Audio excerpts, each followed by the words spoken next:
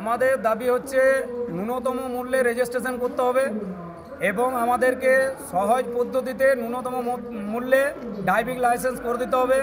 আমরা সরকারের বিরুদ্ধে নই, কিন্তু আমরাও সেই সরকারেরই লোক। আমরা চাই যে যাতে কম মূল্যে, মানে যেটা আমাদের পক্ষে সম্ভব সেরকম একটা মূল্যে, তাতে করে যদি 100 টাকা থেকে 500 টাকা হয় সেটা হয়তো আমরা মেনে নিতে পারবো, ধার দেনা করে আমরা হয়তো জোগাড় করব।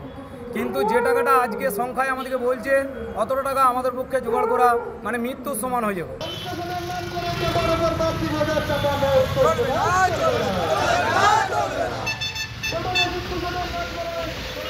সম্প্রতি রাজ্য সরকার ঘোষণা করেছে অন্যান্য যানবাহনের মতো টোটো বা ই রিকশার ক্ষেত্রেও রেজিস্ট্রেশন এবং চালকদের লাইসেন্স বাধ্যতামূলক, অন্যথায় টোটো নিয়ে আর রাস্তায় নামা যাবে না। এই ঘোষণার পর থেকেই টোটো মালিক আর চালকদের কপালে চিন্তার ভাঁজ।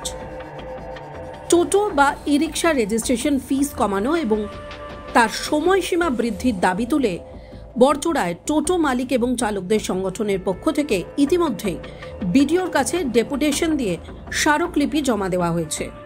আর এই নিয়ম বেঁধে দেওয়ার জন্য ইতিমধ্যে প্রতিবাদ মিছিল করেছেন সংগঠনের সদস্যরাও।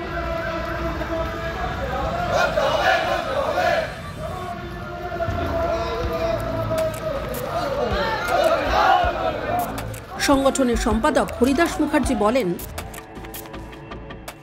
আমাদের দাবি হচ্ছে ন্যূনতম মূল্যে রেজিস্ট্রেশন করতে হবে এবং আমাদেরকে সহজ পদ্ধতিতে ন্যূনতম মূল্যে ড্রাইভিং লাইসেন্স করে দিতে হবে।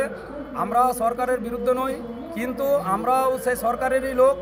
আমরা চাই যে যাতে কম মূল্যে, মানে যেটা আমাদের পক্ষে সম্ভব সেরকম একটা মূল্যে, তাতে করে যদি 100 টাকা থেকে 500 টাকা হয় সেটা হয়তো আমরা মেনে নিতে পারবো, ধার দেনা করে আমরা হয়তো জোগাড় করব। কিন্তু যে টাকাটা আজকে সংখ্যায় আমাদেরকে বলছে অতটা টাকা আমাদের পক্ষে জোগাড় করা মানে মৃত্যুর সমান হয়ে যাবে। যার জন্য আমরা বিডিও সাহেবের কাছে এসেছি। বিডিও সাহেবের নিকট আমরা স্মারকলিপি জমা দেবো। বিডিও সাহেবের সঙ্গে আলোচনা করব যে যাতে আমাদেরকে মানে কম মূল্যে এবং সহজ পদ্ধতিতে ড্রাইভিং লাইসেন্স বা রেজিস্ট্রেশন করে দেওয়া হয়। আপনাদের কতগুলি টোটো আছে? আমাদের টোটাল বড়জোড়ার মোটামুটি 200 থেকে 180 থেকে 200টা টোটাল বড়জোড়ার টোটো।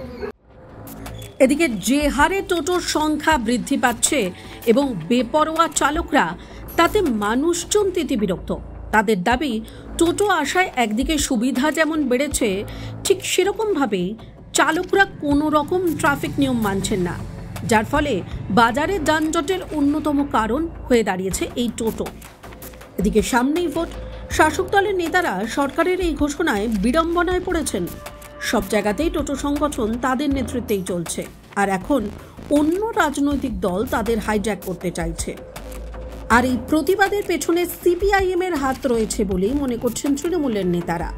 তবে টোটো চালকদের এই রেজিস্ট্রেশন ফি কমানোর দাবিতে যে প্রতিবাদ আন্দোলন, তা নিয়ে রাজনৈতিক চাপানোতর জল ঠিক কোন দিকে গড়ায় তা অবশ্য সময়ই বলবে।